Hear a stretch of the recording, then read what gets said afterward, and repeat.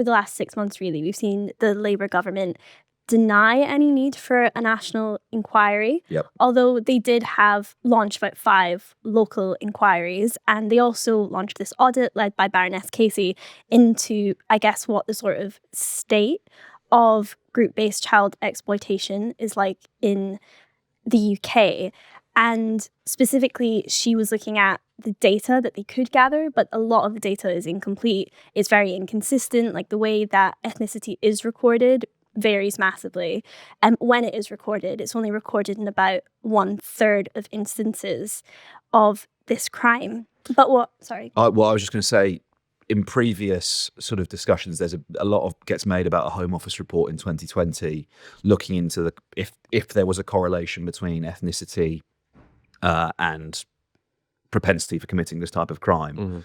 And the conclusion of that was the data is not reliable enough for us to be able to draw any kind of conclusion. No one should try and draw a conclusion about this.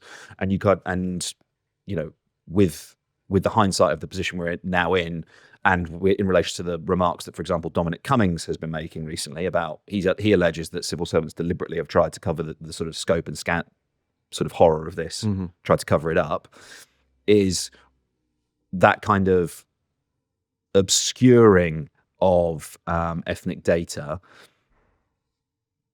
Does that serve a kind of, everyone goes, well, we can't draw any conclusions about sort of propensity for doing this because the data isn't reliable enough. And I think Casey is kind of one of the recommendations is that it sort of has to be mandatory, the reporting of ethnicity, right? Definitely, because she said the information that they received from 3 of the UK's biggest police forces, including Greater Manchester Police, did suggest that there was a disproportionate number of male suspects of Asian or Pakistani background. But she said this was based on local data and there's a lack of comprehensive national data. She actually called it an appalling lack of data on ethnicity and crime, and that this incomplete data was being used to suit each side's own ends, and that this issue had become a political football. And one of the things that she made one of the points she made as to why it was so key to start recording this ethnicity data is because right now this incomplete data is a disservice both to victims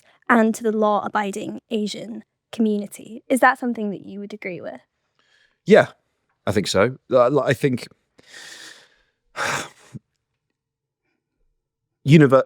misogyny is universal, right? And I think it's really important when we have conversations about this to acknowledge that. It might present itself in different social, economic, and cultural contexts. It might present itself differently, but it serves. You have to appreciate that misogyny sort of transcends like ethnicity, right? And in the same way, when we look at previous sexual abuse scandals in the UK, whether that's in the Catholic Church, whether that's Jimmy Savile or other VIPs, Boy Scouts, etc., the perpetrators are not racialized in the same way that they are racialized in this instance. No one's going, white British men commit the majority of child sexual abuse, so really should we do white guys have a problem? Do white guys have a cultural problem?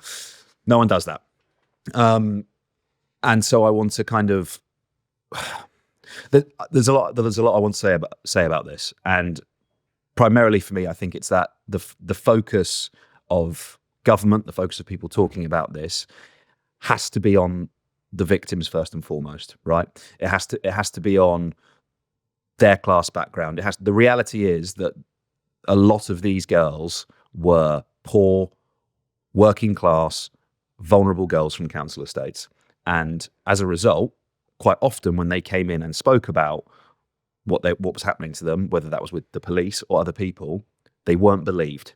In some instances, the police dropped them back to their abusers, said, come back when you're not drunk, type thing. And so it's those left behind women and girls where I think most of our attention and action is needed. Everyone talks about how fear of being accused of racism and political correctness essentially shut down a real conversation about this. But the truth is nobody in power cared because these girls were poor. I think that's what it is. I think that's certainly a part of it. Both things can be a part of it. I think it's a story about class invisibility, And as much as it is about possibly racism and cultural sensitivities. And to your point, I think people have made like a pretty catastrophic mistake in letting the right dominate this issue, because what are we talking about here at the end of the day? Like, fighting child sexual exploitation should be a progressive cause. We're talking about predatory behavior. We're talking about institutional power against some of the most vulnerable people in our society. When you couch it in those terms, how is it anything other than a progressive cause defending those victims? To your point, I don't think treating certain groups with kid gloves because we're scared of sort of the consequences does no one any favors. Like, it does those groups actually a disservice, right? Like, you're essentially you're prioritizing the politics of embarrassment over the mass organized rape of children. Like, what purpose does that serve? It's like it doesn't serve anyone or anything, And if it's true that in this specific type of crime that Pakistani men are overrepresented, then we have to understand why. Is it because of power? Is it because of money? Is it because of? I've said this before. I think one of the most obvious common denominators to me is working in the nighttime economy, because it provides access to vulnerable women and girls in states of intoxication, inebriation. It might be working in a takeaway, in an off license as a taxi driver. Is that a common denominator? Do we need to understand why and what that's doing? Is it because of cultural attitudes? And this is the part that obviously people kind of, the hairs on the back of their neck stand up and they don't want to talk about, right? Pakistan is ranked 145th out of 146 in the World Economic Forum's Global Gender Gap Index in 2023. There are honor killings in Pakistan. The female literacy rate is about 50%. Like, you can't shy away from those facts. Is it because of something else entirely that all of us are missing in this conversation?